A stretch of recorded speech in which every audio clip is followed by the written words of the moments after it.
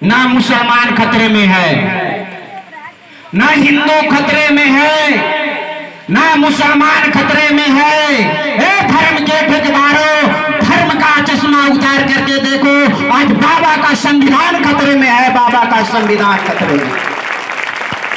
सबसे पहले हमें अपने 85% के जो कौम के लोग हैं उन लोगों से ये बात बताने की जरूरत है कि बाबा साहब अम्बेडकर कौन थे, हम क्यों बाबा साहब अम्बेडकर को मानते हैं।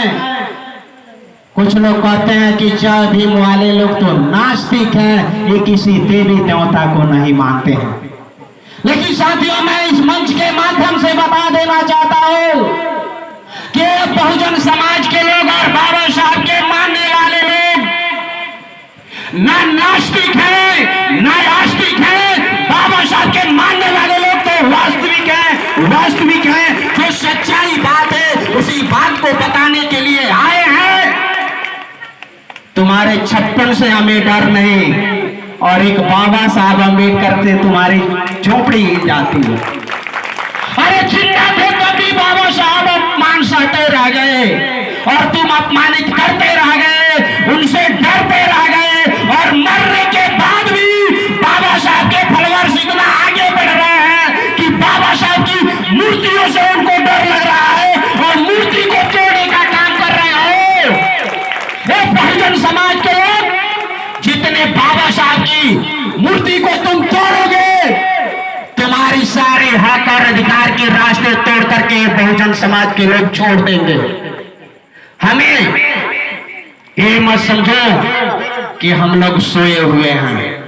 शेर सोया है तो सोया है, जिस दिन जग जाता है शेर किसी को चैन में नहीं रहने देता है, वही बहुजन समाज के लोग हैं मेरे साथियों। क्योंकि बाबा साहब अम्बेडकर ने कहा था कि शिक्षा वह शेरनी का दूध है, जो पिएगा वही गुर्राएगा। अरे मनवादी विचारधारा के मानने वाले लोगों,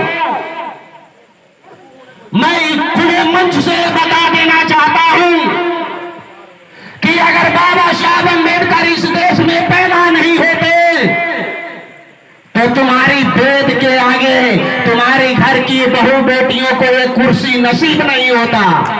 अगर कुर्सी नसीब हुआ तो बाबा साहब डॉक्टर भीमराव अम्बेडकर के बदौलत हुआ, वरना तुम्हारी भी बहन बेटियां पर्दे के भीतर रह जाती मेरे दोस्तों।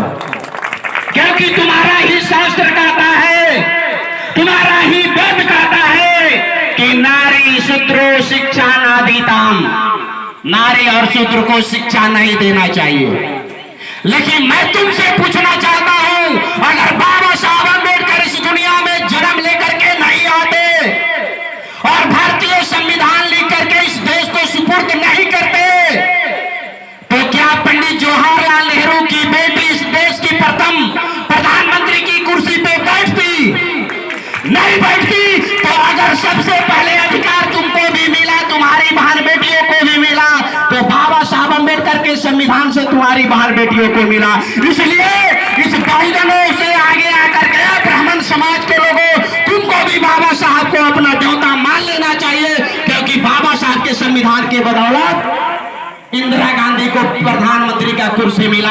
अगर बाबा साहब अम्बेडकर नहीं होते तो ये मनु का संविधान उस औरत को भी घर में रहने का मजबूर कर दिया था। अगर सम्मान दिया तो बाबा साहब अम्बेडकर का संविधान सम्मान दिया। और यादव समाज के लोगों से भी कह देना चाहता हूं, अगर बाबा साहब का संविधान नहीं होता तो राबड़ी देवी जी को प्रथम बिहार का मुख्यमंत्री बनने का मौका भी नहीं मिलता।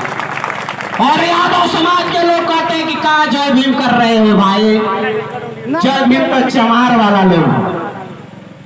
ये सब अगर जय भीम को कोई मानता है तो उन लोग की मानसिक बीमारी हो गई है कि चमारों की टोली होगी। और चमार लोग भी समझते हैं कि बाबा साहब एक हमारे थे। बाबा साहब एक हमारे नहीं, बाबा साहब सभी के लिए करके गए। अगर बाबा साहब अम्बेडकर को देखना है, समझना है तो आज विदेशों से आप उदाहरण लीजिए। इंग्लैंड इंग्लैंड, अमेरिका, रूस, जापान, थाईलैंड, जितने विदेशी कंट्री है सब बाबा साहब को मानता है, तथागत गौतम बुद्ध को मानता है। लेकिन भारत ही एक ऐसा देश है जहां पे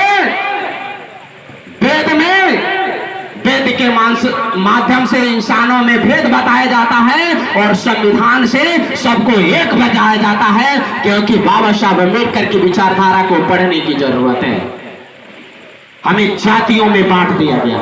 आज इस मजलिस में कितने समाज के लोग आए हैं? चमार जाति के कितने लोग हैं भैया? थोड़ा हाथ उठाएंगे। शुद्ध रूप से चमार लोग खाली हाथ गिरा दी भैया। और पासवान जाति से कितना लोग आए हैं? ये तो समझे के हाथ गिरा दी भैया, बहुत बड़ा। और मुसहर जाति से, मिस्तर जाति से, पासी जाति से, धोबी जाति से, डोम जाति से। हमें भी समझने की जरूरत है मेरे भाइयों। सिर्फ चमारों से जड़वा हुए करवा आगे नहीं बढ़ेगा। जिस तरह मनवादी विचारधारा के मानने वाले लोग, ऊपर के पोषक तत्वों के लोग अपने में रोटी और बेटी का रिश्ता करते हैं, उस तरह हम 85 के लोगों को अपने में रोटी और बेटी का रिश्ता करना होगा।